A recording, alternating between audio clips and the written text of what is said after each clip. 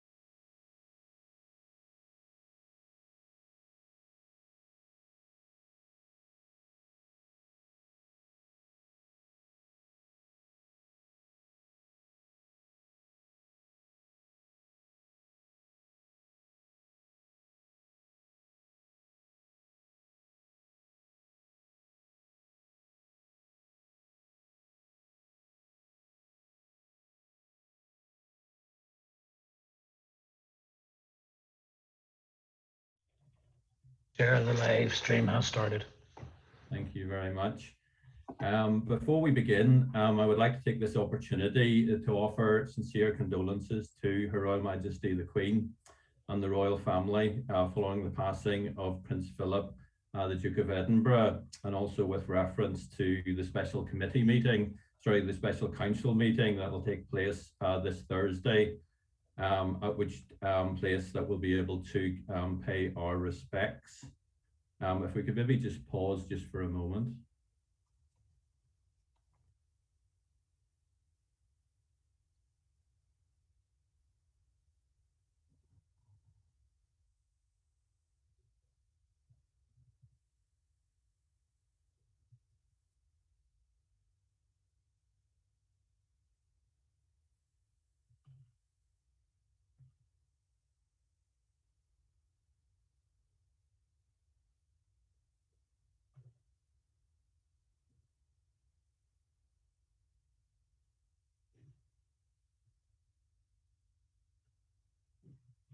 Thank you.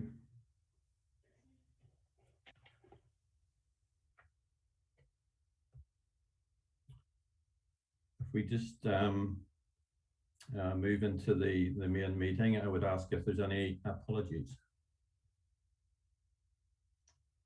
No apologies. If there's any declarations of interest or if members are happy to declare them as the meeting progresses. Councillor Michael? It was just apologies from Councillor Nelson, Chair, and Councillor Keith to be along shortly. All right. Okay. Thank you very much. Okay.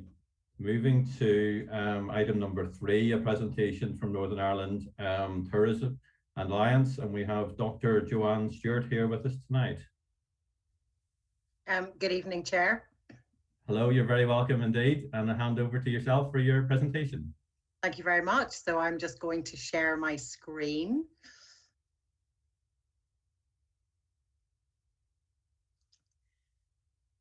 So you should be able to see my screen now, is that?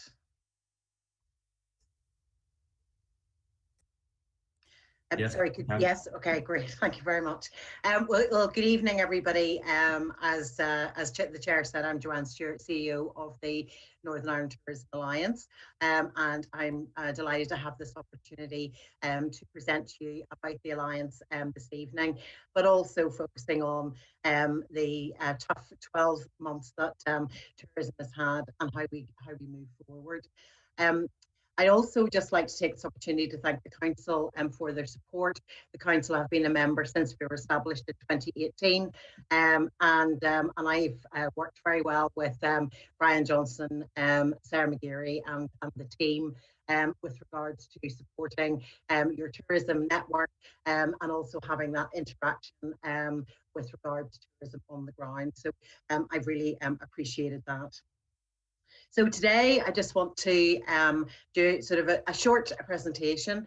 So to quickly go over what the Alliance is for those that may not be aware of us or not sure exactly what we do. And then I wanted to go on to the scale of the crisis facing tourism.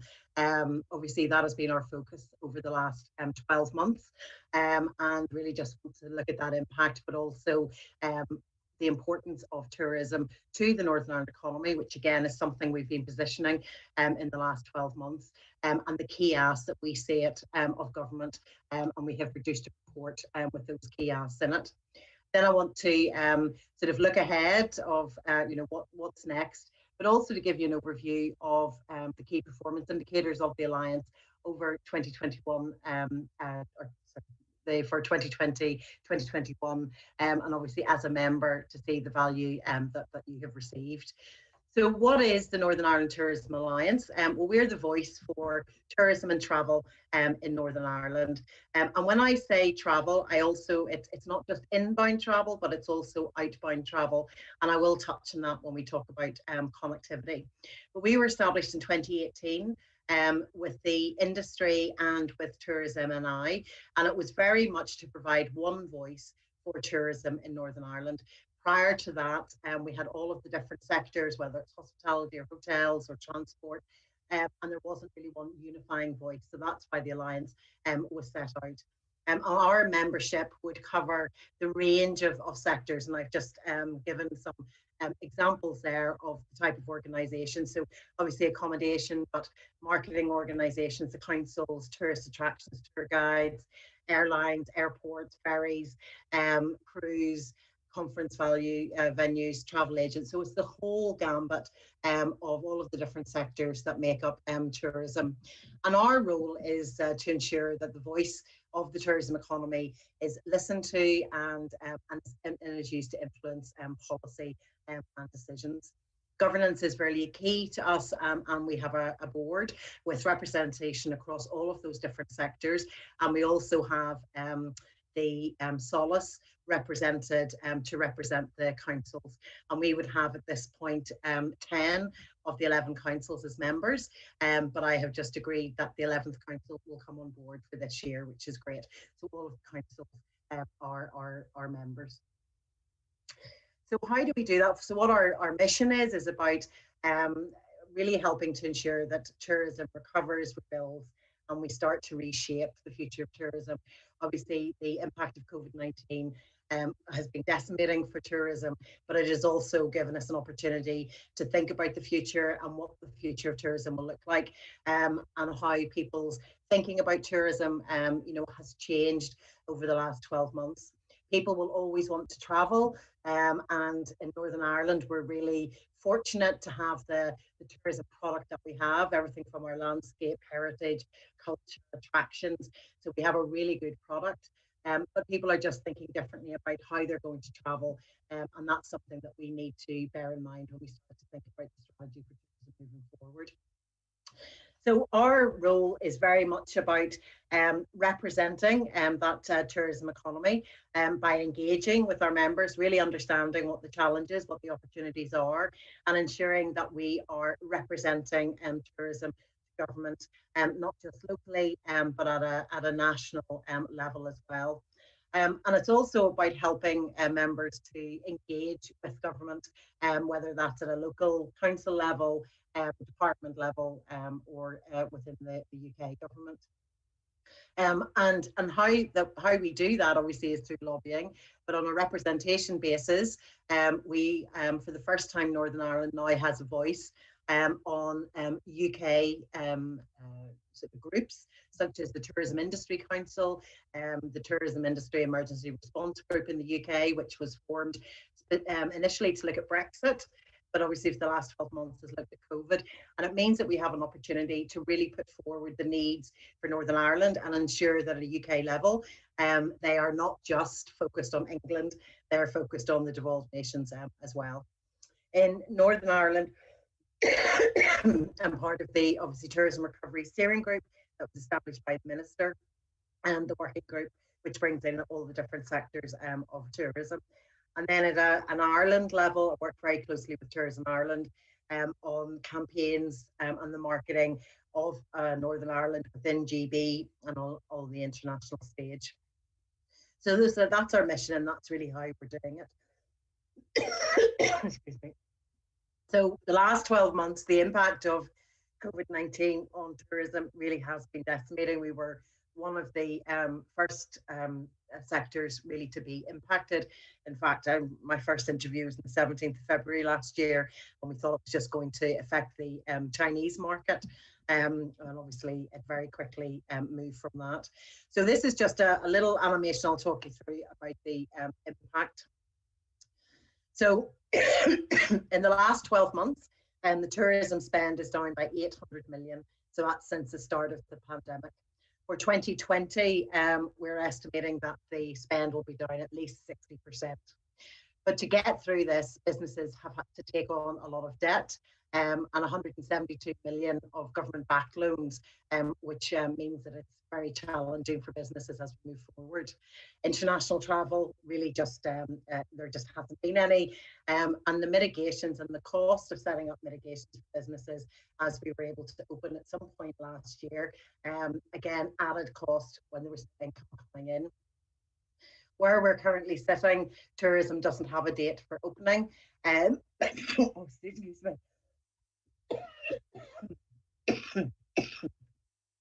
Sorry, just take a drink.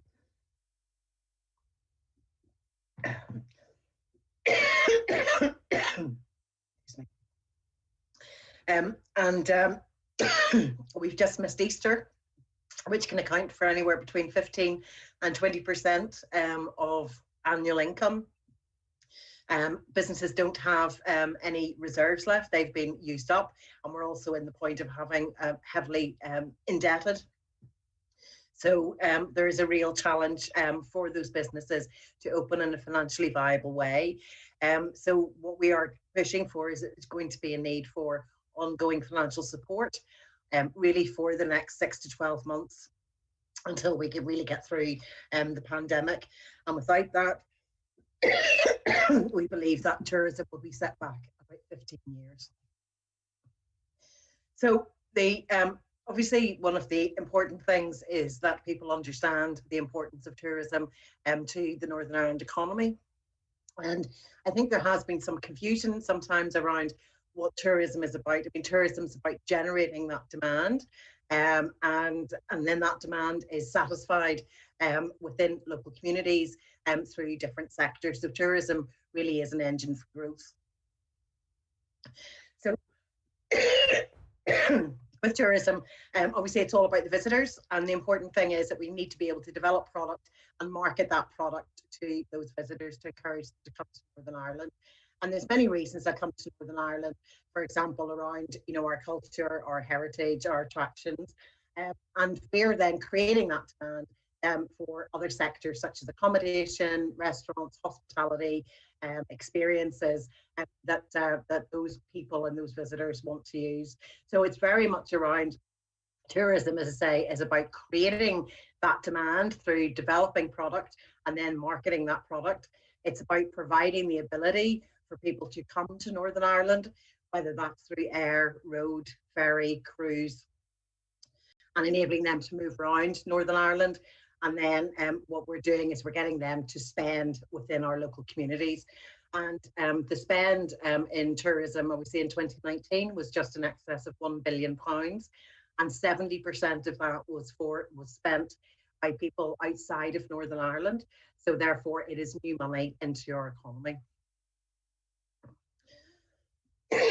So the importance to the Northern Ireland economy, just in some of the growth figures that we've seen, tourism has been resilient. We've seen a growth of 31% in overnight trips since 2013. In 2019, our inbound visitors increased by 7%, and our cruise since 2013 has grown by 200%, both in ships and in the number of passengers. It's also very regional. Obviously, Belfast is really seen as the gateway for tourism into Northern Ireland, but 60% of tourism spend is outside of Belfast.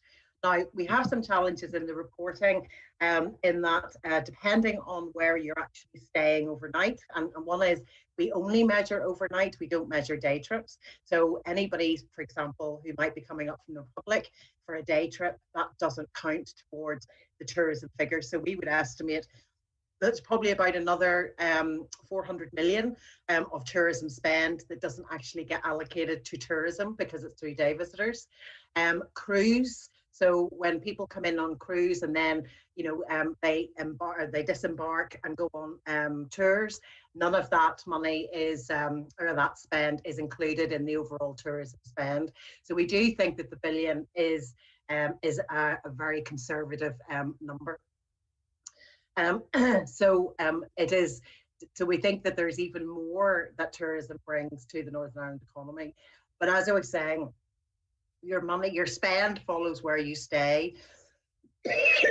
So if you're staying in Belfast, if you're traveling to Armagh, then the spend is actually calculated as Belfast because that's where you're staying overnight.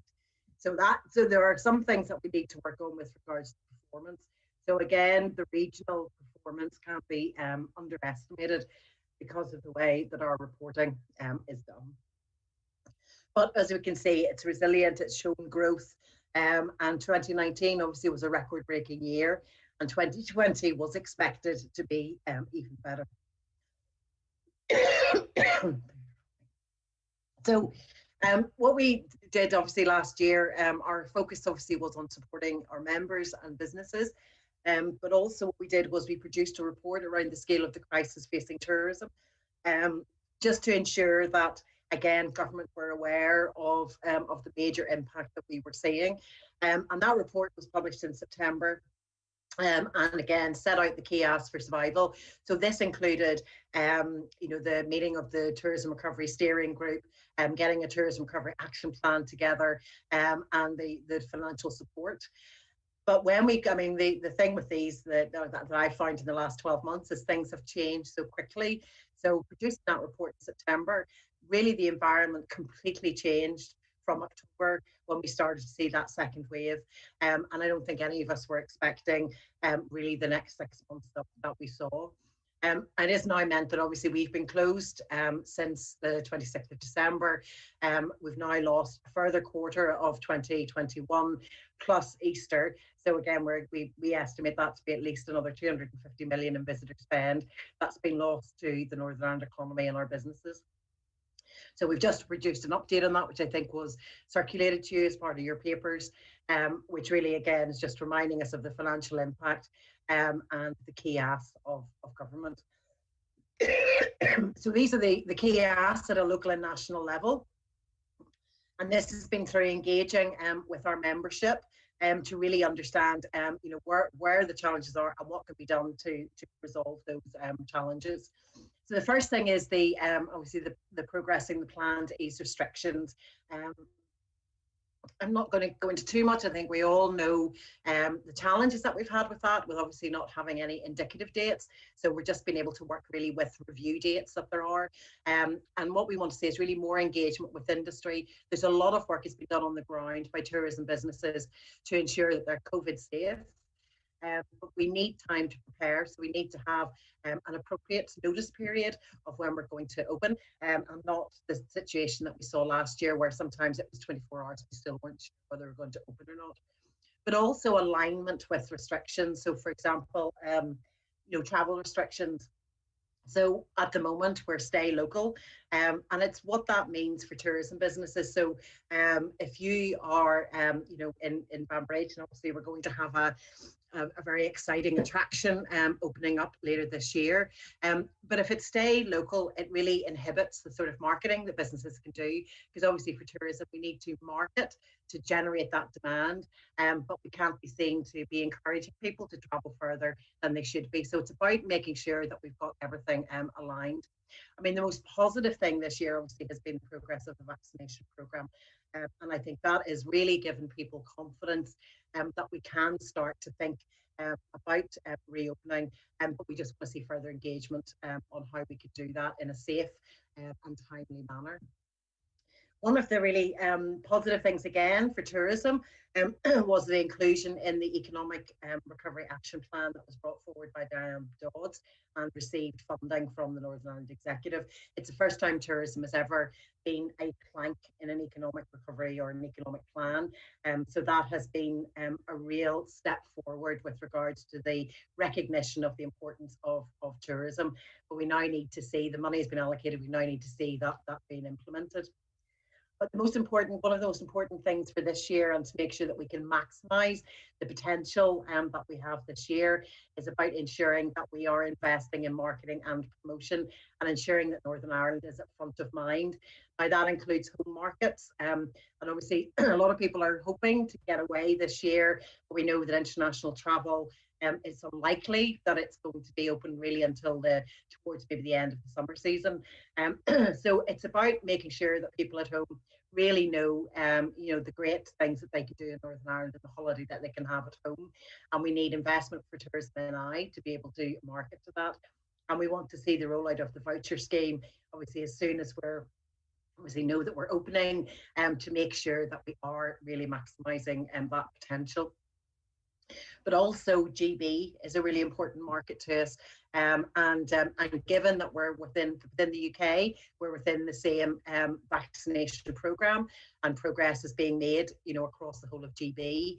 We really need to see a plan on how we're going to lift the travel restriction that there currently is for people travelling from GB to Northern Ireland.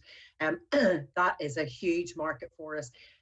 Because we don't know where the Republic of Ireland are going to be at this point with regards to the vaccination and how the travel is going to work across the island, we need to make sure that we can maximise that GB market. And therefore, that's really important about that regional access. Also, and this comes back to the need for continued financial support, although I will say obviously businesses want to trade, they don't want to be having to receive grants.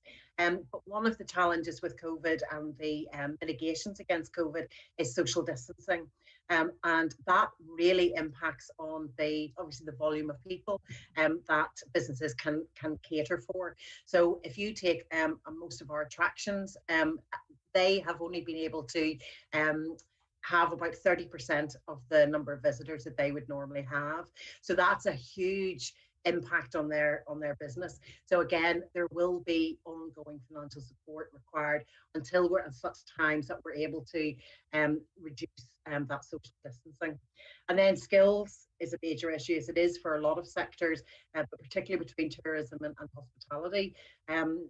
A lot of people, I mean, the highest sector for those on furlough is accommodation and food services, followed by the arts, entertainment and other services. So those skills, a lot of those have been lost to the industry. People have gone off and got other jobs or have decided not to come back into the sector. So we're going to have a big job of work around attracting skills, but also really developing those skills as, again, the way people want to interact has changed. So those are the ones that we're really focused on and that are within the responsibility of the Northern Ireland Executive. And then there are ones that we're lobbying for at a UK level. Obviously, there is the consultation now on air passenger duty, and we know how that really disadvantages Northern Ireland. So we will be fighting the case with regards to that. That's actually one of the first reports that NITA produced, which was about APD and VAT. The VAT rate obviously was reduced to 5%, which was really welcomed by businesses, but unfortunately we weren't open for a lot of the time. So we haven't really been able to see the benefits of that cut in VAT for tourism and hospitality. And that's due to finish at the 30th of September. So again, we're lobbying hard to see that extended. We also want to see the restart of international travel. Last week, the Global Travel Task Force produced their framework, and we're now, I've just written to the Minister with regards to how Northern Ireland is going to engage with that and align with what is happening across the rest of the UK. And then the replacement for EU funding, obviously around the Levelling Up Fund, the UK Shared Prosperity Fund. It's not very clear at the moment on exactly how businesses and organisations in Northern Ireland can really access that funding. So that's something that we're asking for clarity on and something that we'll be looking at as we move forward. So just really for the sort of the next 12 months, really before this started, we were just about to pull out a big tourism strategy. So our policy focus, although is still very much, same looking at competitiveness, looking at connectivity and skills, really see the importance of regeneration, sustainability. I've been obviously very much engaged with the city deal, the Belfast Region City deal on the tourism and regeneration, and really seen how tourism can act as that regenerator, within communities. I'm not as engaged yet within the growth deal that you have, but that's something that I do want to get engaged with as that starts to develop. So these are the areas really of focus that we'll be looking at moving forward, and really want to develop a Northern Ireland tourism agenda for how do we move beyond the pandemic. Thank you. So those are our priorities, which I've just gone through, and that's I've talked about obviously our performance. So just what next is about getting some indicative dates, and I think I've sort of really talked about all of those with regards to what our focus is really in the short term with government. Thank you. Thank you very much indeed. Thank you. We'll give you a wee break for a moment there. I'll just open it out for some questions. So I'll just open it out to the floor there if councillors have got some questions for Dr. Stewart.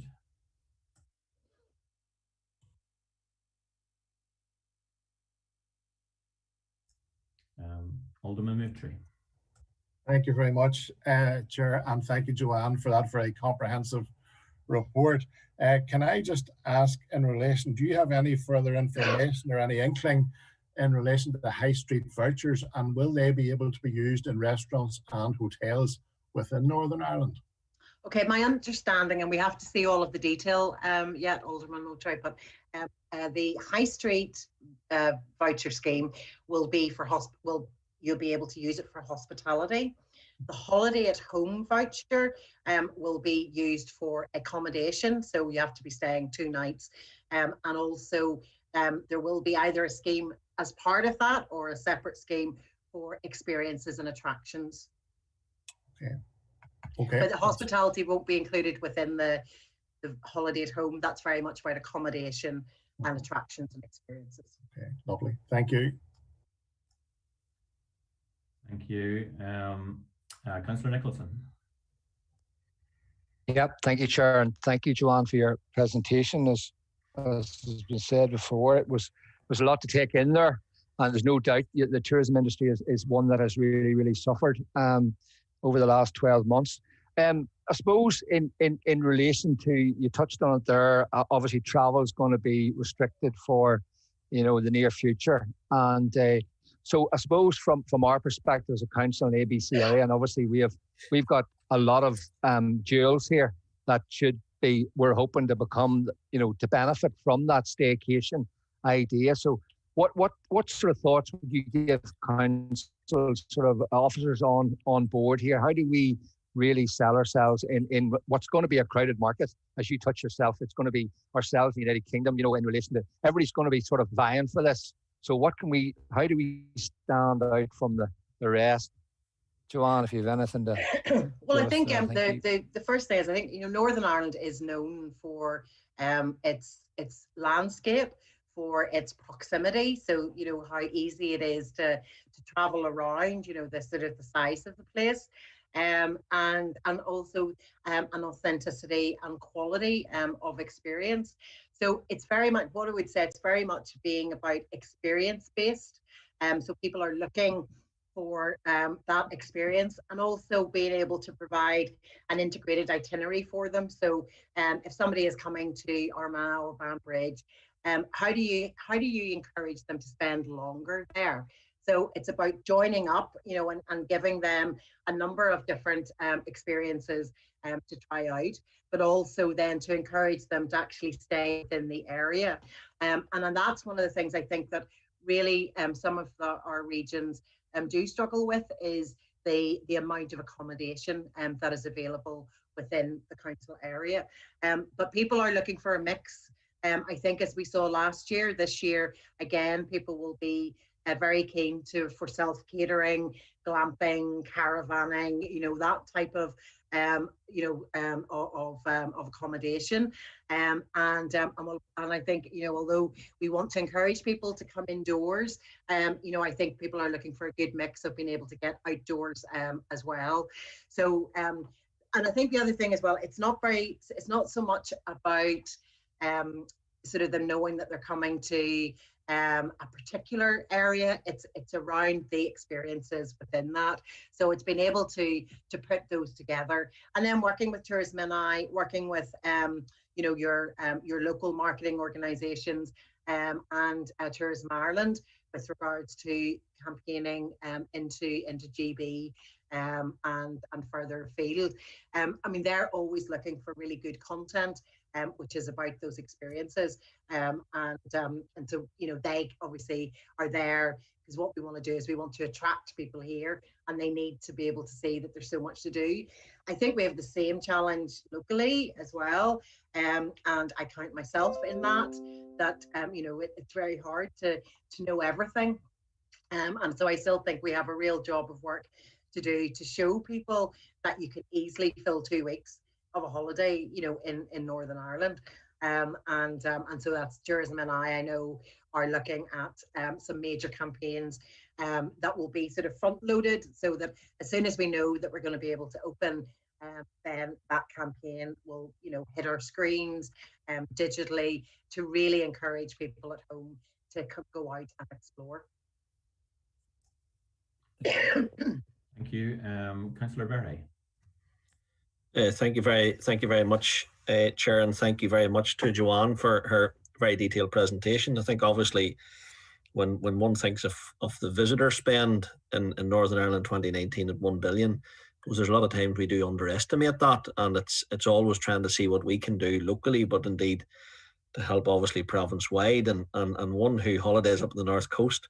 When you speak to the caravan owners up around that part of the world, they can't get the caravans in quick enough. In fact, they can't get them in at all in some cases. But it's not, believe it or not, it's not Brexit. It's just a case that people are at this stage saying, you know what, there'll be no more sun holidays for a couple of years, so we'll invest in the caravan, or people can't get apartments and the glamping and B&Bs are booked out. So it's good to hear that, but we need to obviously focus on locally. And I would just like to know really from yourself at an opportunity level, I want to keep Brian Johnston and Sarah Geary on their toes there.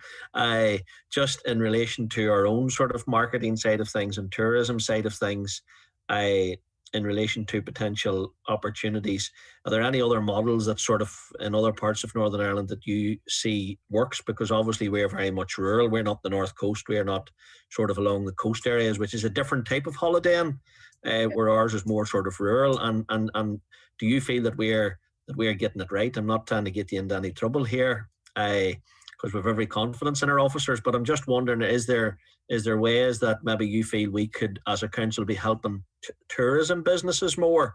It's not about Brian or about Sarah, but is there areas that you feel we could be doing more to promote our area in this period of time when there's potential opportunities rather than negativities? I think that it comes down again to people at home not knowing as much about home as they think. So and so therefore that's why we do see the likes of Newcastle or Portrush or Portstewart very busy, because it's just that's what people think. But so we do. I mean, I as I say, I've worked very closely with Brian and Sarah and the team, and the amount of support that's provided to the tourism businesses within your area is excellent, and I haven't seen anything better with the other councils that I'm working with.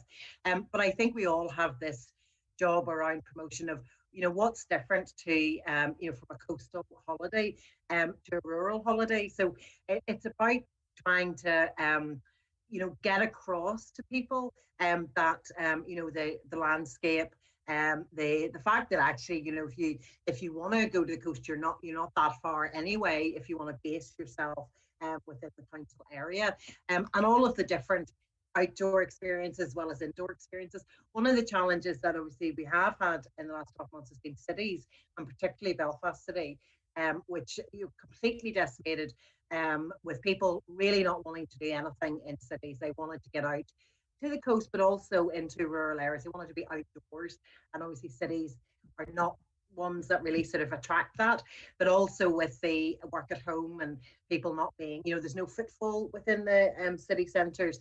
So that's been a real challenge. But I think it is about just helping people to see how good and safe a time you can have in a rural setting. And I know with the council, they have been supporting the businesses with their own, how do they build their own capacity for digital marketing. Everybody is so used to looking at everything online and using, you know, Facebook as well as, you know, websites and different things. And certainly the council, I think, continuing to ensure that those businesses have those skills. They understand how to use those channels, and looking at new channels as well that, you know, people may be using, but also ensuring that they are, you know, they're as I said, Tourism NI, Tourism Ireland are always looking for content. You can submit your experiences, and they're always looking for something quirky, something a bit different that they can use within their marketing. And as I say again, obviously I know the council work very closely with Tourism NI and facilitate that engagement. But it's really about understanding what your USP or the business's USP is. And I think the more that there can be collaboration across experiences, accommodation, so that people know that they can come in and they've got the complete package. And if people, you know, at the end of the day, people just want things to be easy for them. And so it's about, as I say, making sure that the skills and capacity are there for you to get that message out. Thank you. Councillor Berry, okay? Yep. Vice Chair. Thank you, Chair, and thank you, Joanne, for your presentation. I suppose there are some of us who think that we have the jewel in the crown in Ireland's oldest city in Armagh, but no, we know that we have that on record, and I'm pleased to hear your comments about Brian and Sarah and the staff, because we really do value the work that they put into and for the events, whenever the work you see that they do, it really does pay off. And I know it's sitting there, but look, that's the way it is.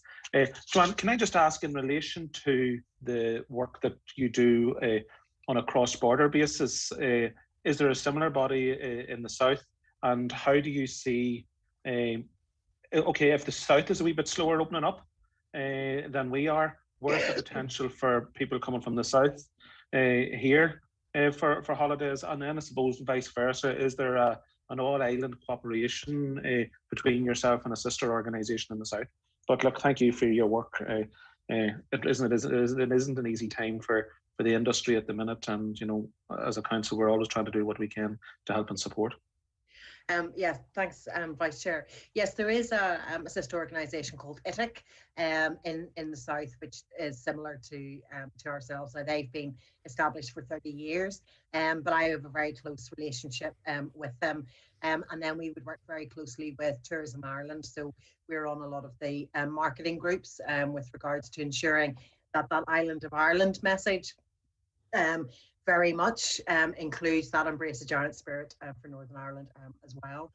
The Republic of Ireland have obviously had as difficult a time as ourselves, but I suppose one of our saving graces last year was that we did have a higher percentage of a domestic market. So normally 30% of tourism is a domestic market.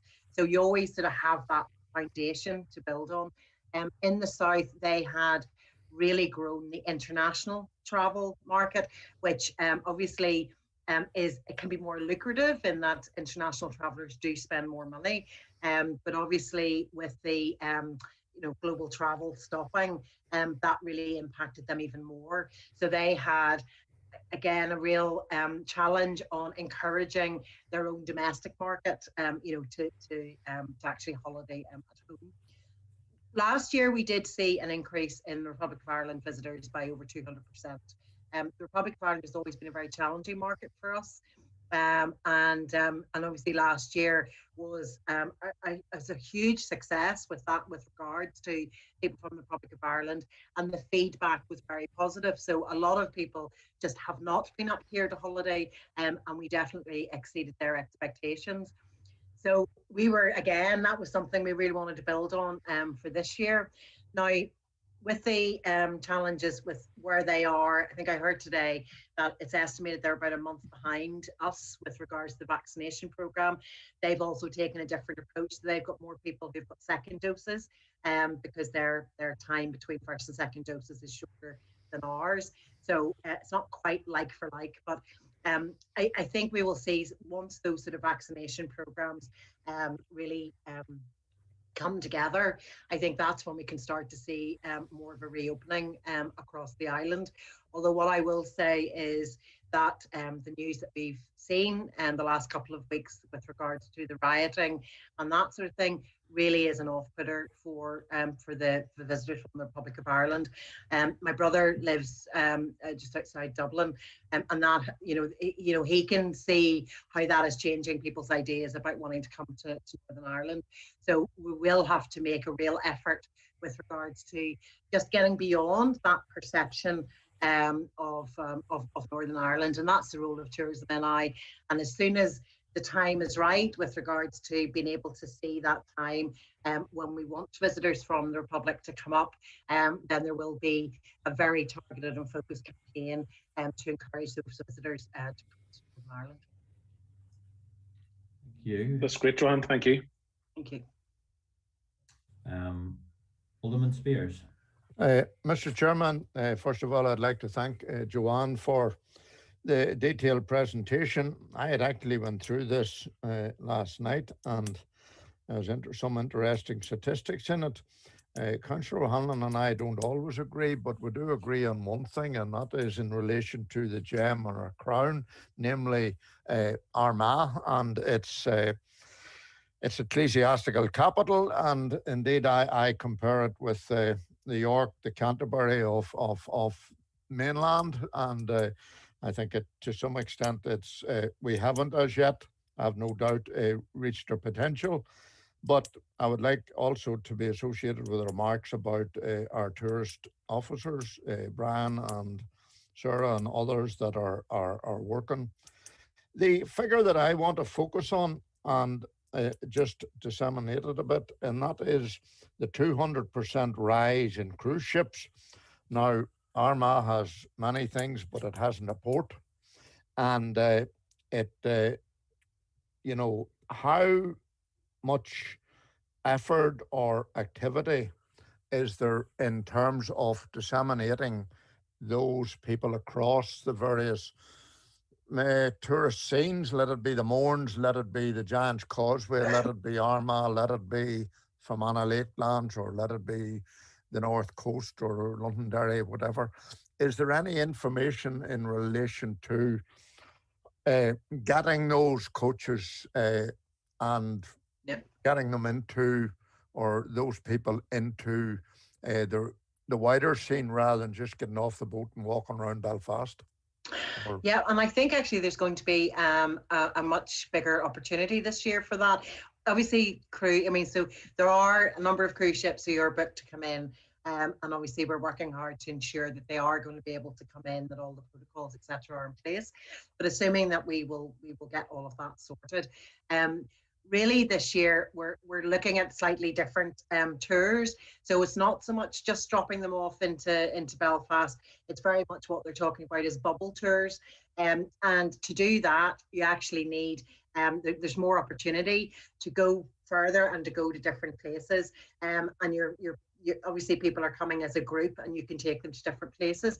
So what I would suggest, and I'm sure Brian and the team are on top of this, is with the likes of Visit Belfast, Belfast Cruise, who have all the details of the different ships that are coming in, and the different opportunities that there are to come to Armagh, because again, or to Armagh and the surrounding areas, because again, going up the dual carriageway and the motorways, you know, it's a very accessible destination. That can be done, you know, within half a day. So I think there is opportunity, and it's about engaging with Belfast Cruise, with Visit Belfast, you know, who are managing that cruise business. There also will be there'll be some ships going into Derry, but obviously the majority will go into Belfast. Thank you. Well, I've no doubt our officer team will be able to inform us on that, but I do believe it's a key element of potential growth that we have the potential to hit if we manage it right. I certainly believe that Armagh is significant in the context of tourism, and I've no doubt that we can tap into that successfully. Thank you. Yeah. Thank you. We've just got one more hand up. Deputy Lord Mayor. Thank you, Chair. Thank you, Joanne, for your presentation. The figures speak for themselves, how important the tourism industry is for Northern Ireland. And it's great to see that. And I actually feel for a lot of the tourism businesses over this last year, because of the messaging coming out from Stormont, and that, you know, they say one thing, but it takes that long to happen, you know, and the support package is not, and that's something that we need to all lobby for, that clear messaging and quick turnaround on things like. But just in case you weren't aware, like this council is not just about Armagh. We have a good county downside to it as well, and with a lot of offer there to offer as well. You know, Game of Thrones coming. But one thing that worries me, and I get a lot about it, is overnight stays and accommodation within our council area. There is a lack of bed space within the area, and it's getting support for the lack of that, even if it's small B&B. You know, I have numerous guys on that want to convert old sheds, barn sheds and all of that into B&B, and it's getting support for that, because I think that's going to be a vital part our economy as well. Not only have we so much to offer here, but we're the gateway into Mournes and all of that. And there's so much potential here. And it's getting the messaging right. Yeah. And everything comes down to marketing. And that GB market is massive to tap into. And we need clear messaging going out to all of that, you know. But look, again, you've told us what we already know about our team here, how good they are not, and how well they work together not. So credit to you, and credit to yourself as well for heading up this. And thank you very much for your report. Thank you. Yep. Thank you, Deputy Lord Mayor. Yeah, and I think the important thing is, well, it's accommodation mix, and it's really important to have that mix. And we are seeing some real great innovation and creativity, you know, with the likes of what people are using for glamping and, you know, and different and mobile home rental and all different things. Support, I think, is challenging if you're not a hotel.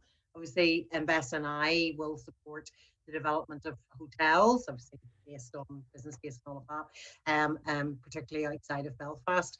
But I think when you are talking about B&B and self-catering, you know, that is a challenge, and it's about, I suppose, people understanding the opportunity that there is, and then that comes down to the council and the marketing that you're doing, and, you know, people seeing that demand being generated, which then gives them the confidence to make that step. And I suppose for a lot of people, having seen what happened the last 12 months, you know, it is a big leap of faith for people. So anything the council can do to support that and to provide that sort of demand generation, I think will help to develop that accommodation mix. Okay. Thank you. There's no more electronic hands up at the moment. So it was really just to thank you, Joanne, for coming in for your presentation. And for answering all the questions. It has been enlightening and certainly very valuable to understand more on this. So I wish you very best of luck going forward. Nope. Keep in contact. That's very much. Thank you very much, Chair. And again, Sarah and Brian have all my contact details. So if anybody has any specific questions or wants to follow up with me, that's no problem at all. Thank you very much indeed. Thank you. Thank you. Bye. Bye now. Thank you. Bye. Okay, moving on to agenda item number 4, which is the Strategic Director Report. There's only one item for information on the Connect to Regional Hubs updates.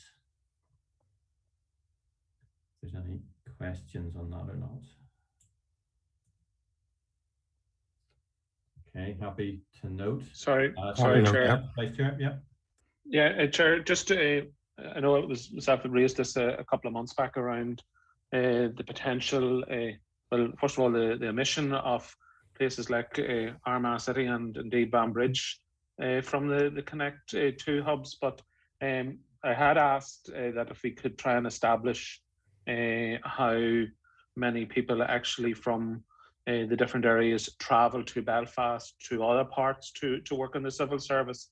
And I know I raised it with the director today whenever I had read the report. So maybe if we could follow that up and see if there's any way of establishing or getting the data around how many people are employed in the civil service locally and travel outside of the borough to work, and how many could potentially then benefit from these type of hubs.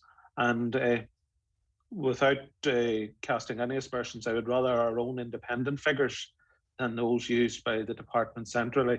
Whenever they're trying to justify this case, I would like to be able to challenge anything that they do put on the table. So I don't know, I know we had the services of a statistician and we're working through that, but maybe the director could pursue that, getting those details for us that we could try and establish, maybe even through some of the trade union links as well, as to how many people actually live locally and work in Belfast, in other places, Downpatrick or Ballykelly, wherever. And see how they could be facilitated working closer to home.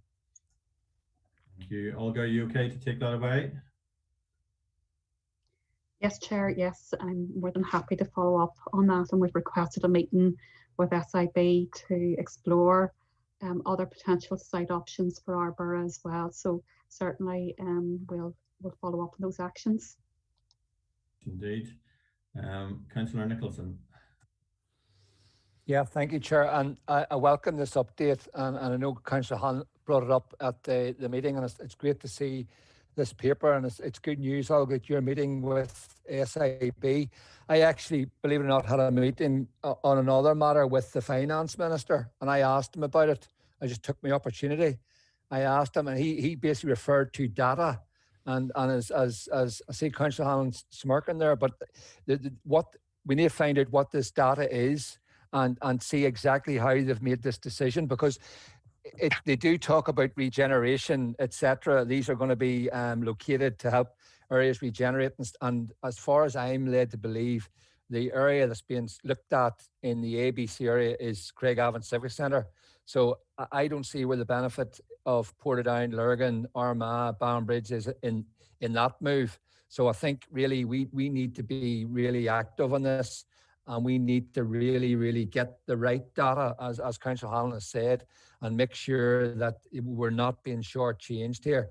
It's a very easy thing to sort of move this all and put it in the Civic Centre, and we know, but the Civic Centre as a location has other alternatives which it could be down the line. Again, I think needs to be looked at, but our town centres are struggling, and to have something like this as they have going ahead in Downpatrick, but Downpatrick's getting 600 public sector jobs in pretty much in its town centre. So imagine the regeneration, the difference that would make to some of our town or city centres. Obviously in Armagh, we would love to, Armagh is seen as a hub of public sector workers, and I think again, which was a bit of dismay at this, was that Armagh was being penalised because it already has public sector workers, which I don't think is right. And I think all of this really needs to be nailed down and before it goes too far. But look, I welcome the report, and as I say, it's good to see a bit of progress in this, but I look forward to further updates. Thanks, Chair. Thank you. Alderman Spears. Mr. Chairman, I just want to follow on and support what has been said by both former speakers. Another item of information that I would like in relation to this, and Councillor O'Hanlon would probably remember this, in the days of some hospital closures or changes in service in terms of the hospital, the mental health and St. Luke's Hospital, we had in-depth discussions with the Department of Health at that time. I say we, I mean Council in Armagh. And one of the issues arising out of that was the delivery of supposedly 300 jobs for that historic buildings. It's a particularly architectural estate in St. Luke's where the mental hospital was, and they're listed buildings, and they are massive places for work. Now, at that time, we were promised that those 300 jobs would be delivered. I many a time wonder, were they delivered?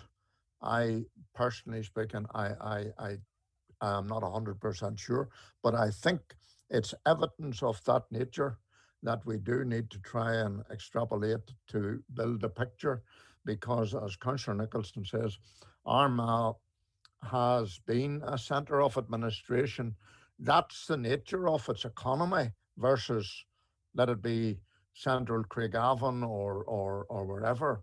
I mean, it's on the back foot in terms of job provision compared to some of the other industrial centres. So it is a key issue, and it's something that I certainly welcome the in-depth research that I believe is necessary to tie this down to advance our case for this. And I think there are some historical documents, as I recall, that are available to back up that case. Thank you, Chair. Thank you. Alderman Mitchell. Thank you, Chair. There's much that I would agree with in relation to what has been said about Craigavon particularly. I wouldn't want to see more civil service jobs going to central Craigavon. They must go to some of the town centres or the city centres. Here. But I'm just flagging up that we've had three speakers very eloquently putting the case for Armagh. I want to put the case for Lurgan just as eloquently, so I do. While I'm agreed against Craigavon, I think we need to look seriously at all options. Thank you. Thank you. Okay, Olga, you happy enough to take that away? Yes. Chair, Sorry, yeah. Chair, I think my understanding is that you as chair and myself as vice chair will be joining the officers in the meeting with the SIB. But I think it's important that we get that data because, as Alderman Moutry says, that we have Lurgan, we have Portadown, we have Armagh, we have Banbridge, we have the larger areas where these jobs could be very easily facilitated, and the economic spin-off would be of great benefit for our town centres. So, and okay, I understand there was a number of us spoke from the Armagh perspective, but to me, this is more than just one location. It's about getting them into our larger towns. That's right. I right. think there's huge potential there. Agree with that. Yeah, no, absolutely. And I think it's important to try and get as much information or data, in advance of, such meetings as well. I don't think there's any more questions on that, but other points well put. Yes, Olga? Yes, Councillor Pope, it's just Alderman Spear's comment. It was about the Bain report, was to do with the decentralisation of public sector jobs. So that was a significant number of years ago. And yes, members have raised about the different way of working now, that the way of work, and people will be wanting to work closer to home, and that has an opportunity for our town centre. So certainly we'll follow up in relation to that meeting with SIB. Thank you. Thank you, Olga. I know when we had met Invest NI, that was a point that they had made, because we went on to the subject of working at home, and they immediately said, working close to home, that that subtlety, so I think there's a real sort of opportunity here. So thank you for that. If there's no more questions on that, we'll move on to the economic development reports. Now there's 3 decision items and 3 for information. Nicola, could I bring you in at this point at 5.1? Yes, thank you very much, Chair, and good evening, members. Item 5.1 is around the invitation for presentation on key employment zones and sectoral engagement. So the decision required from members, it's recommended that members agree to receive a presentation from officers in May 2021 on the results of the key employment zones business survey, sectoral engagement, and the proposed business plan for Carn, Seago and Charlestown Road. Thank you very much, Nicola. Any questions for Nicola on the report?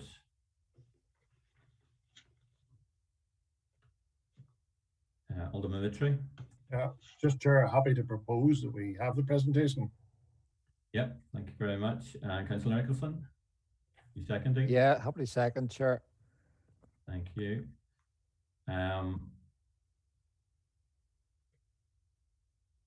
That's great, all agreed. Nicola, if you could move on to the next 5.2. Oh no, sorry, it's Sarah Jane. Yeah. You're taking this one. Thank you, Chair. Good evening, members. So item 5.2 this evening is regarding the Transport Logistics Action Plan for 2021, and the decision required by members is that it is recommended that members approve a suite of innovative supportive initiatives to sustain and grow the transport and logistics sector in 2021, which will be included in the departmental business plan at the cost of £30,000. Thank you. Thank you very much, Sarah Jane. Deputy Lord Mayor. Thank you, Chair. Thank you, Sarah Jane. I'm happy to propose this, and thank you very much for the report. I think it is important, and looking back through my notes there to the last presentation we had, excuse me, and transport management courses. So I'm glad to see that you are working closely with SRC, and hopefully this will be developed fully in that. And I think we have 250 haulage or logistics companies within the ABC area, which is a massive contribution to our council area, not our local economy, and that. So it's vital. There's nothing moves without logistics, and I know council has overlooked this in the past. So I'm glad to see now that the haulage or the logistics sector has been recognised for the important work that they carry out in the area. So I'm happy to propose. I'm glad to see this moving on at last. Thank you. Thank you. Councillor Nicholson? Yeah, Chair, happy to second. And as the Deputy Lord Mayor said, obviously we had a presentation last month, I think it was, and it just showed the actual scale of this logistics sector within our borough and the whole of Northern Ireland. So obviously, hopefully this will help drive and build and support these guys going forward. So happy to second, Chair. Thank you. Very much. Proposed and seconded. All agreed? Yeah. Sorry, Councillor Keating. Thank you, Chair. No, just wanted to obviously voice my own support. It was on the back of a proposal by myself, and I'm delighted to see the work that has been going on this, and hopefully it'll bear fruit in the long run. Thank you. Thank you. So all agreed? Yeah. Okay, thank you. And the third report on the carbon reduction for industry strategy, Nicola. Thank you, Chair. Yes, the decision required. It's recommended that research is undertaken on carbon reduction for industry and developing the green recovery agenda as an emerging priority. Thank you, Nicola. Deputy Lord Mayor. Again, Chair, thank you. Nicola, thank you very much for your report. I'm happy to propose that. I was reading through it. It's heartening to see that agriculture isn't getting the blame and everything, that the recognition is finally made of energy and transport to their contributing factors to the greenhouse gas emissions. So I'm happy to propose this. So that this has moved on. Thank you. Thank you, Deputy Lord Mayor. And Councillor Nicholson. Yeah, Chair, I'll second. Thank you. Thank you. All agreed? Yeah, thank you very much. Okay, there are 3 items, 5.4, 5.5 and 5.6 information items, and the papers are there in front of you. If there's any queries or questions on those.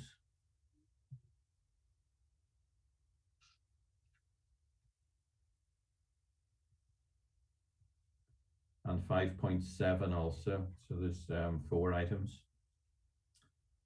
Okay, so if you're happy enough noting those, we'll move on. Regeneration report, and Shane is here with us this evening. There is one item on the urban centres update. It is for information, but Shane, could you just run through the main headlines of that, please? Sure, Chair, no problems, and good evening, members.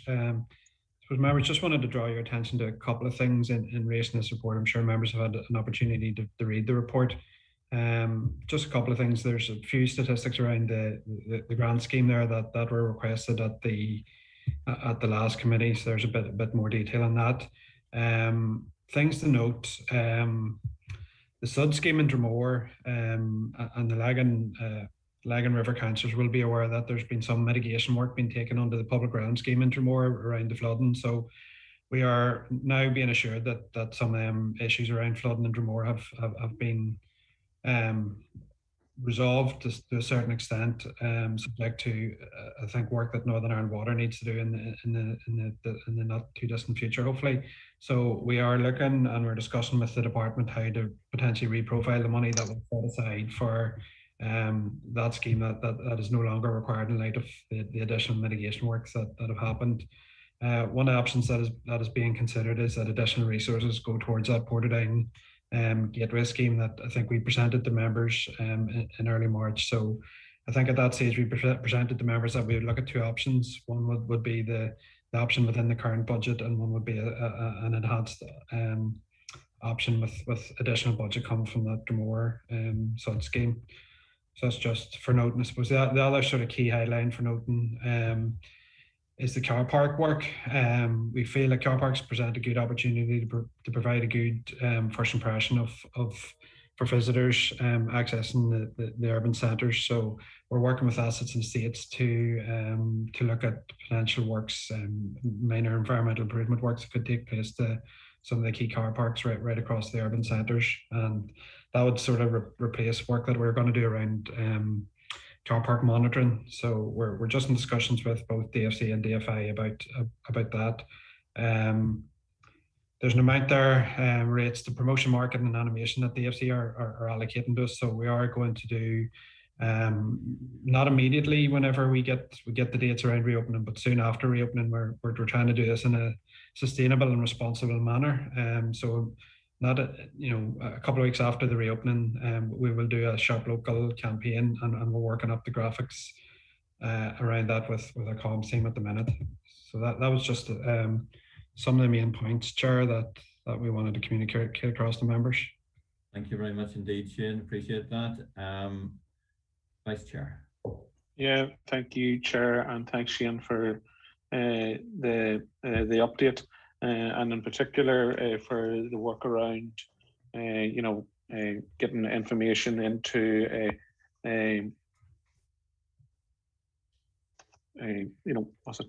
promotion, marketing, and animation around for the town centres.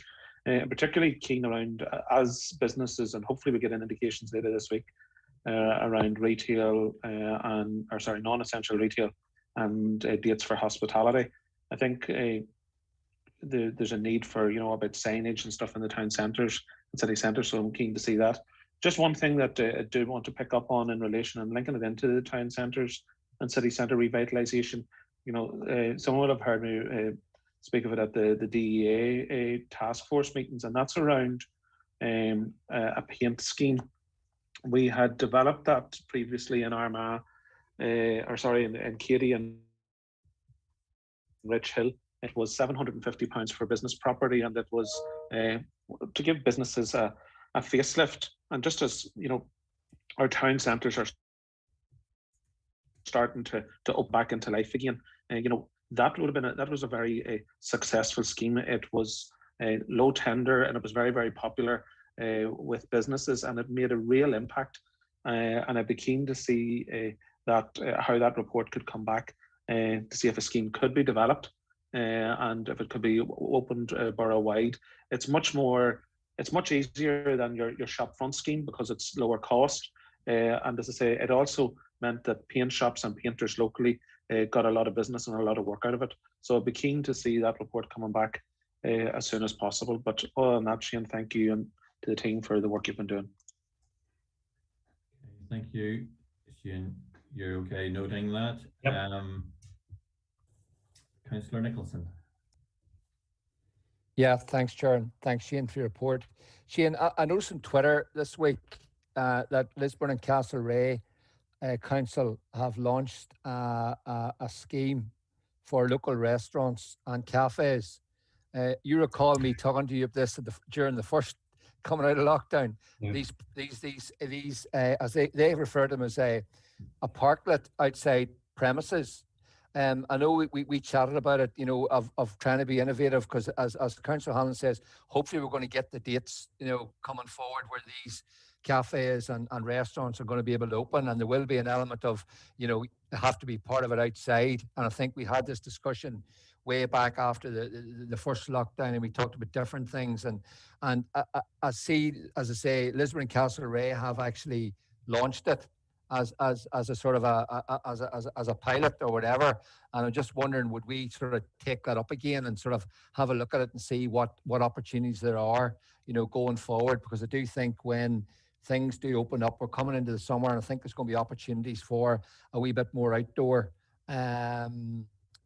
dining and drinking coffee or whatever, and that more European, sort of living, as you and I have spoken about, and creating a wee bit more activity in our town centre. So I would like to see, and I suppose in the back of that, is there, as I say in the report, it's great to see all those things happening.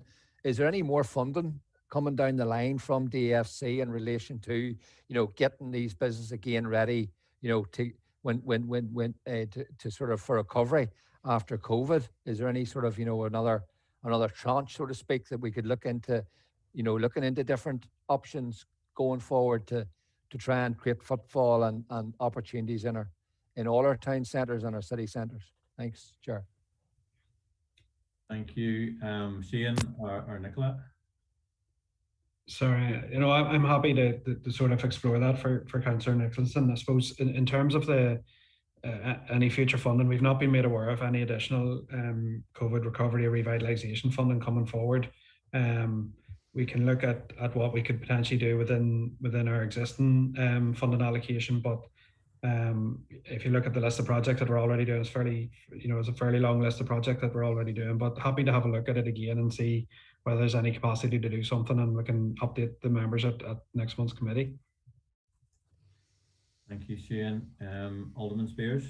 Mr. Chairman, first of all, thanks, Shane, for your report. And you mentioned car parks and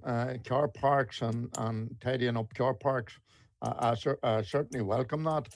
I want to focus on one car park and a discussion I had with the former council officer met on site in Market Hill. Now there was I'm not sure who owns it. It was one of those sites. I think there was it's behind Uri Street, behind the clinic, and the housing executive had a building in the corner of it, and they wanted to knock it down. I'm not sure. I don't think it's knocked down yet. And the entry out of that, if you can come in from Newry Street into the car park, a fairly sizable car park, but the approach to the centre of the town is not in good shape. And I would wonder, is there any opportunities for a revisit of this particular issue? It's a very usable car park, but yet in all the approach to the town of Market Hill out of it is less than desired. And I just want to see, could some focus be addressed on that particular car park as we move forward? Thank you. Shane, is that being looked at the moment as part of the? No? I suppose it isn't, Chair. And again, we'll come back to the old chestnut of this is urban regeneration funding coming from the urban development department within DFC, which has been earmarked for the urban centres. That's where the car park money is coming out of. I'm happy to take Councillor or Alderman Spears' comments on board and talk to Assets and Estates and see whether it's a council-owned car park and see whether there's anything that can be done in relation to that. Right. Well, I thank you, Shane. I welcome that. And again, it's the unfortunate rural cousin here. That's no money for us, but we're well used to that out in the rural scene. But I'm not criticising you for that by any standard. But yes, I look forward to a discussion with you as regards it, or whoever, with a view to trying to spruce this up. I think it would help the place and help the town. Thank you. Thank you. Councillor Greenfield.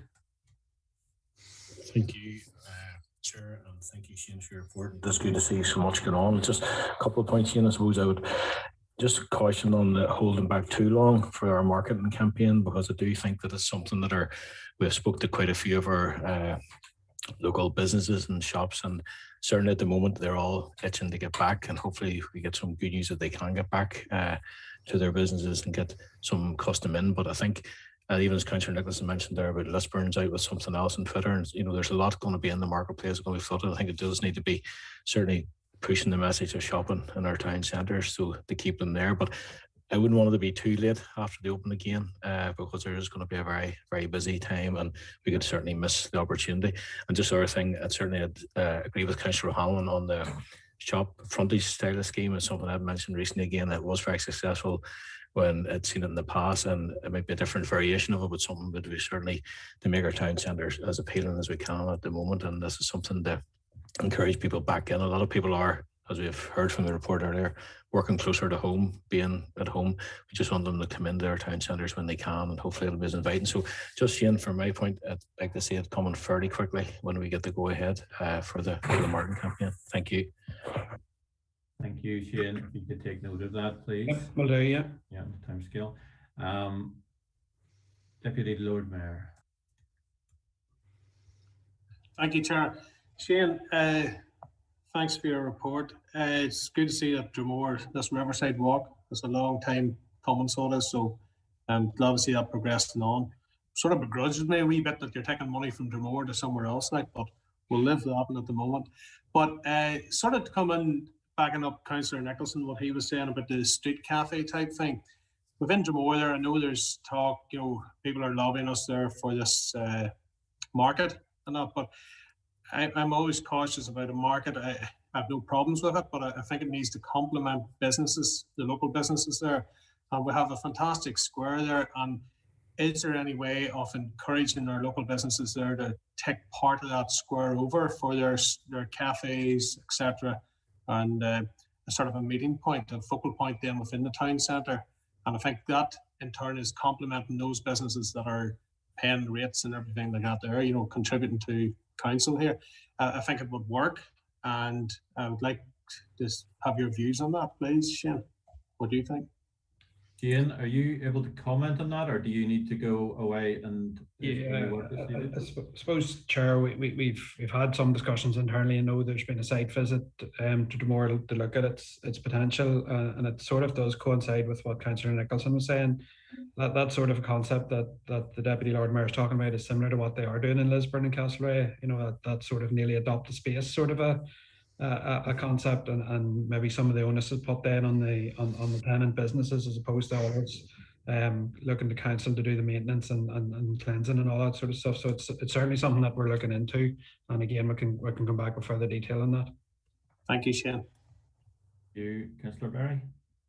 Thank you, Chair, and thank you, Shane, for your report. And I think it's just comments that have been made from other members. I know Councillor Hanlon had mentioned about the paint scheme previously in one of the meetings, and Councillor Greenfield and I would wholeheartedly agree with that, because I do believe in those towns which have benefited over the years for such a small budget, it has made a vast improvement on the streetscape of many of the businesses, and especially that a lot of them have been closed. There have been reports even in media of some properties where, you know, there's been no brushing or cleaning or killing weeds outside them. I'm not saying that we do that, but I think anything at all that would help to sort of tidy up the streetscape would be a good help. And I think also when it comes to that, in our town centres, maybe Shane and co would work with environmental health just to see is there any plans to do sort of an environmental sort of brush up scheme in some of our towns that clearly need them. Street cafes, that's a big thing, and I think we're going to have to use our initiative here because I know we did roll this out, and I know there was very few applications come in, but it seemed to be that it was burdensome, and in some cases businesses that I spoke to wasn't worth the hassle because of the conditions that were being placed upon people. And I do appreciate we have to act with health and safety and all of that in mind, but when one looks at the news today of areas opening up in England and people sitting out on the streets having their coffee or whatever it may be and having their lunch, here in Northern Ireland we seem to be 20-30 years behind and try to work people against people that do that, and I think that's much to our detriment. And I think there's a fear that, and I'm not being controversial here about our environmental health officers, but there is the fear that if some people do maybe go to do that, the next thing some environmental health officers breathing down their throat. These are people that have been closed for a significant length of time, and I would urge our officers to immediately look at trying to make it easy for people if they want to entertain out on the street with their street cafes and other businesses. Well, for goodness sake, you know, give them a bit of loose rope and let them work to their best of their ability as we enter the good months, because when it was rolled out last year and we decided that we would take it to December, so the businesses were mostly closed right up to that, not to our detriment. So I would like to get a report on how we're going to take this forward and ensure that we work with businesses, not against them. And I know our officers don't do that, I appreciate that, but we're constrained with health and safety. In my case, sometimes health and safety goes mad to the detriment of businesses. So I think we need to be working with them and allow the wee cafes there to roll out onto the streets if possible, to get more footfall and make more money. And as Councillor Greenfield has said, marketing. I'm always on about marketing, and especially the small towns. We need to get out there, and we need to get out and promote those areas as soon as the rollers are up. There's a lot of nervousness out there with businesses, because they've been opened up and locked down and opened up and locked down, and there is still a real nervousness there, not just with businesses, but maybe people even going into the coffee shop. So we need to create a very good environment for them. And Shane, thank you very much. I know you work your hardest at this, and your other officers. I really do appreciate it. But I think in this particular street cafe, I'm sorry going on about it, but I think we do need to use our initiative and pull back the reins and allow people more flexibility over the next coming months. Thank you. Olga, could I bring you in? Yes, thank you, Chair. And members last year agreed to the pavement licensing process, and that's brought in, and it was really streamlined. And our colleagues in environmental health have worked very hard with the officers in terms of sector briefings to help the hospitality sector in reopening as well. So we will continue that active discussion and dialogue with the cafes and the pubs and the restaurants, and the council is doing what it can to help those businesses. And probably I think there's more of a degree of confidence now about businesses being able to operate and trade as well. So certainly we'll take those points on board. Yeah, and Olga, yeah, the point on would be a report coming back. I know it is a subject that is going to be talked about increasingly, and obviously there was a bit of publicity and things around when it was originally launched last summer, so appreciate that. Is there any more questions? No, there's nothing. No more hands up at the moment. Okay, just moving on then to tourism, arts and culture reports. There are 5 reports, 3 decision items and 2 for information. Brian, could I bring you in at 7.1? Thank you, Chair, and good evening, members. First, report 7.1 relates to the proposal to deliver an event strategy. As you know, Council delivers events for a number of reasons and a number of purposes across the borough. Typically, what we've looked at as a directorate has been a specific type of event, so our tourism events or arts and culture events, but this is a proposal to look at events more holistically across the council. So it would take in what sports development do, what community development do, and others, and how we resource that within internally. And again, it's going to be a much more robust analysis, a critical analysis of what we have done to date, and again, what's maybe missing in the mix. Again, looking at potentially at commercial opportunities around events and how we can lever more private sector money in, how we can generate more income around events. So the proposal tonight in front of you members is recommended that members approve the commissioning and development of a council event strategy with an external consultant and a budget allocation not to exceed £29,000. Thank you. Thank you, Brian.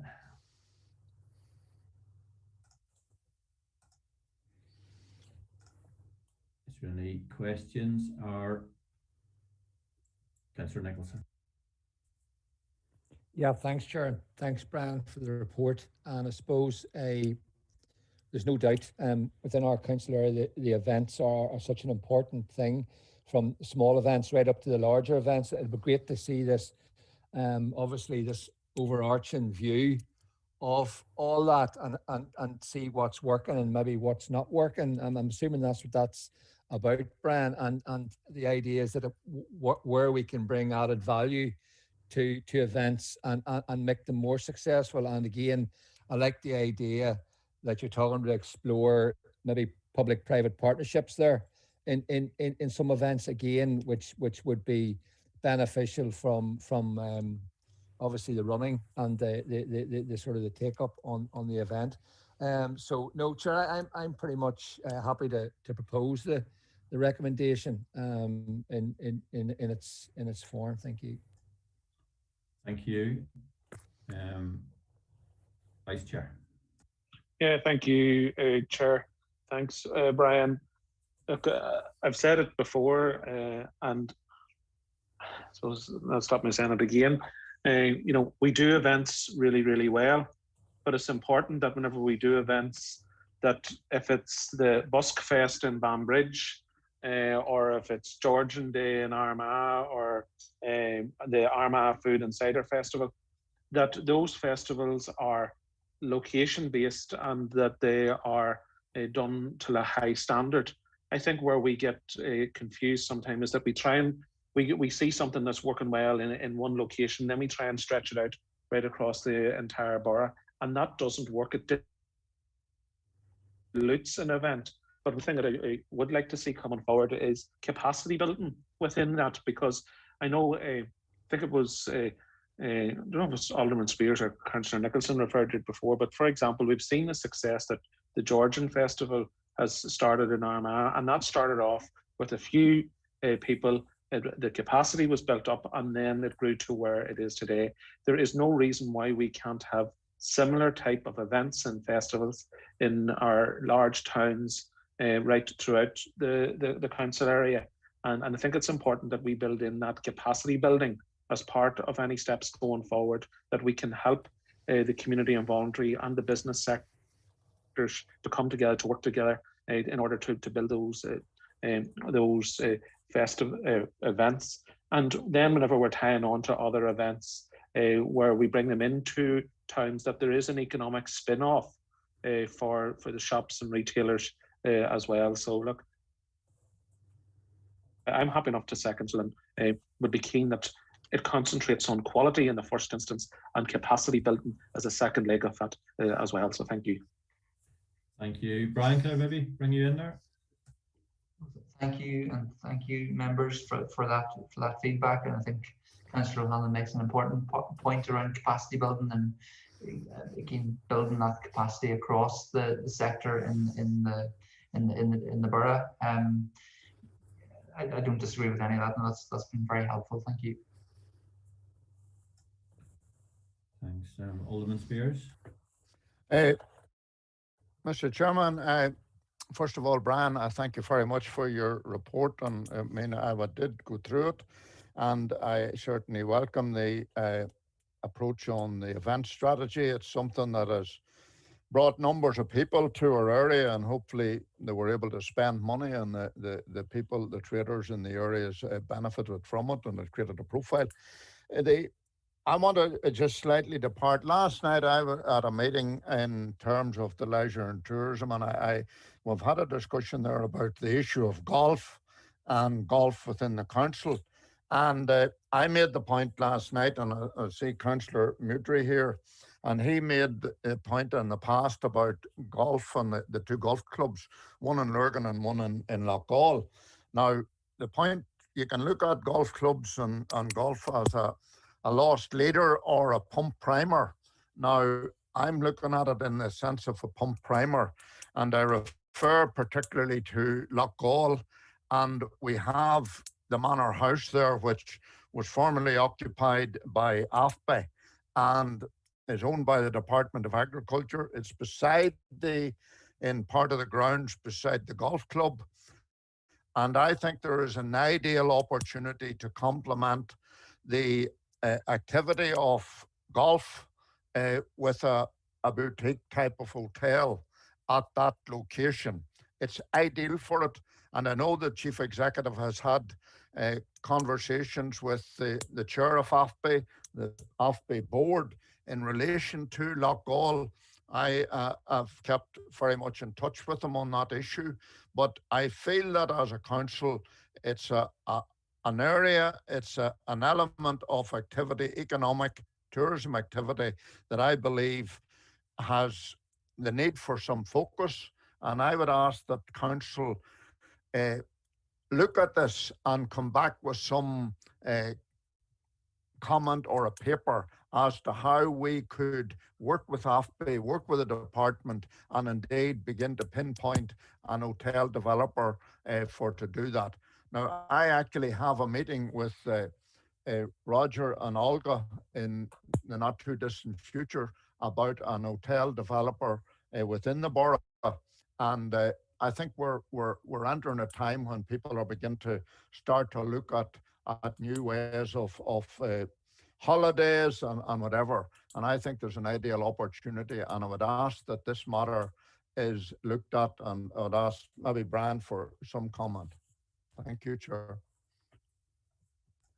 Brian, can I maybe bring you in at this point, whether you can comment or whether this is under the, the leisure? I know leisure committee was last night. I don't know whether this is under the leisure or whether it falls in the, the tourism. Could you maybe comment on that? I suppose, and thank you, Alderman Spears, and thank you, Chair.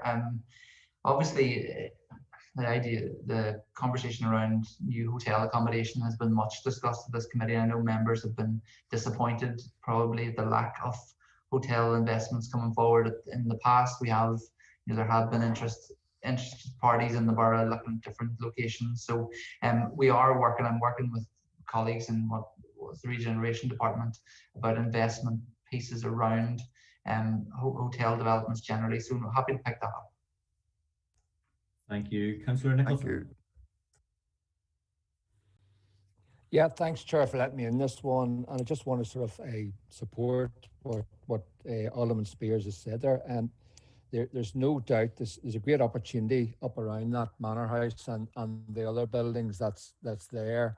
And I do think that there's a willingness there in relation to do something with it. And I think we as a council really need to look into it in a bit more detail and to see if there is any way we can sort of package it in some way to get some sort of interest as all.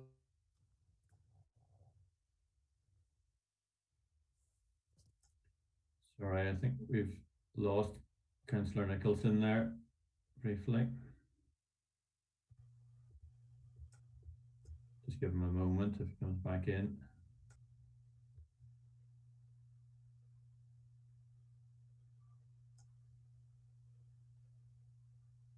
Just in the meantime, we've got a proposer and the seconder of for this motion. I will give Councillor Nicholson a chance to come back in there, but we all agreed. Yeah, thank you.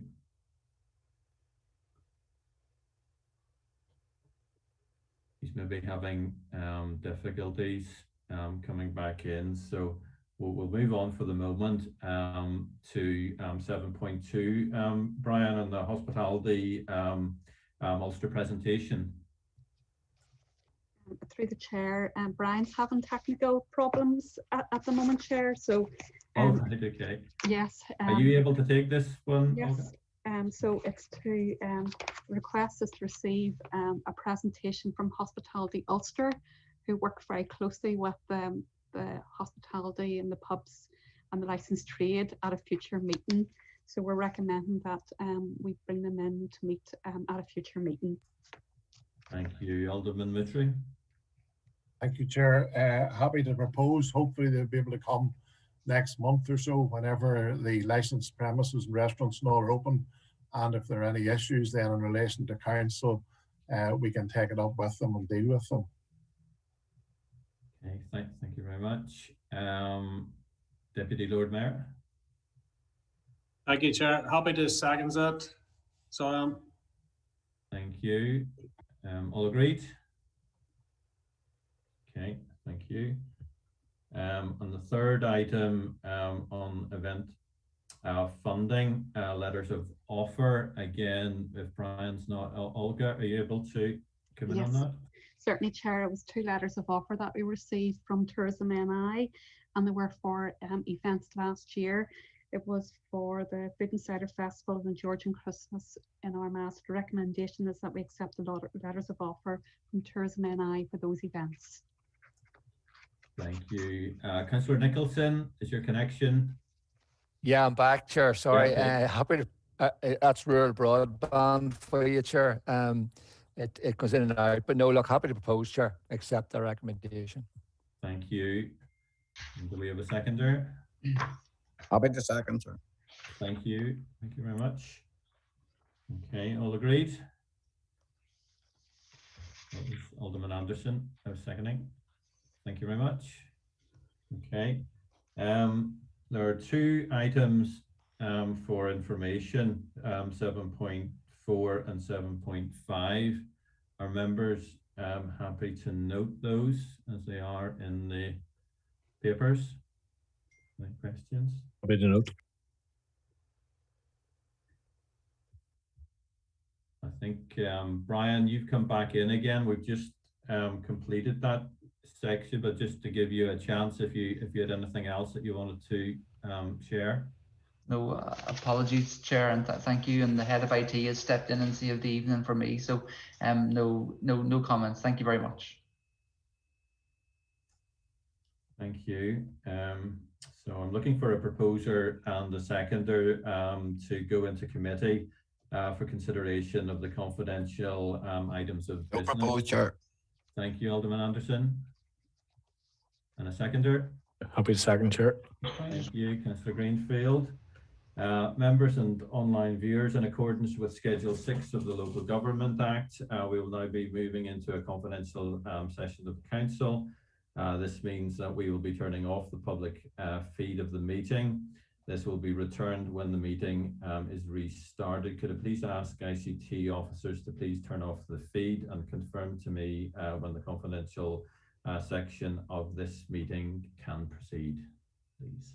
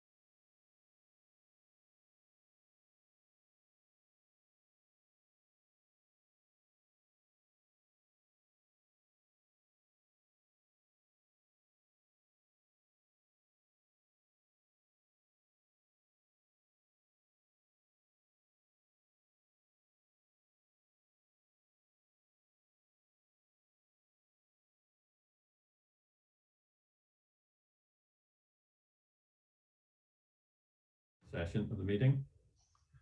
Chair, the feed has been resumed.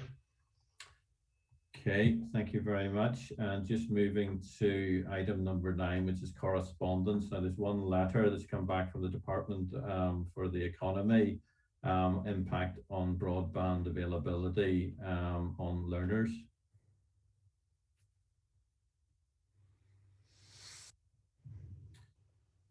So if there's no questions on that, just finally, any other business? I've not received any specific. I have just got one item myself. I've been approached. It's really with regards to the Farm Business Improvement Scheme. This is a DERA scheme, and there's been previously funded grant schemes, tranches that has come through. Because of we want to encourage obviously as many grant schemes as we can, I would propose that this committee writes to DERA to encourage the minister and the department to bring forward the next tranche of this Farm Business Improvement Scheme, led to believe that there's an element of horticulture within that as well. So if there's somebody that's happy to second that, but I would propose that. Councillor Macaulay. Yes, thanks, Chair. I'm having great technical difficulties tonight, so apologies if I cut off. I'm happy enough to second that. Thank you. Thank you. Thank you very much. And Deputy Lord Mayor. Thank you, Chair. You needed a proposer and seconder, yes? No, I just proposed it. It was just sorry. No, well, look, I fully supportive of it, certainly am. But bear in mind too that the last Farm Business Improvement Scheme isn't even through. It had to be extended there, so it had. So be cautious of what you wish for, because there is a massive backlog. And speaking to engineering companies that supplying farmers there and equipment and all, they had asked for a year's extension. So they had. So we need to be careful. Maybe in specifics, if it is horticulture or whatever, certainly I wouldn't have a problem. But all I just would caution, against that. Just be careful, because there is a massive backlog. So there is in that. So there is, Mr. Chair. Thank you. Yeah, happy to take that on, just to look at the wording around, horticulture, but generally, supportive of that scheme. And thank you for that comment. Are we all generally agreed? Okay, thank you very much. Just finally, it was just to congratulate Councillor Catherine Nelson on the birth of her daughter. And I think that's it for this evening. Thank you very much indeed for attending, and see you again next month. Thank you, Chair. Okay. Thank you. Thank you. Thank you, Chair. Thank you, Chair.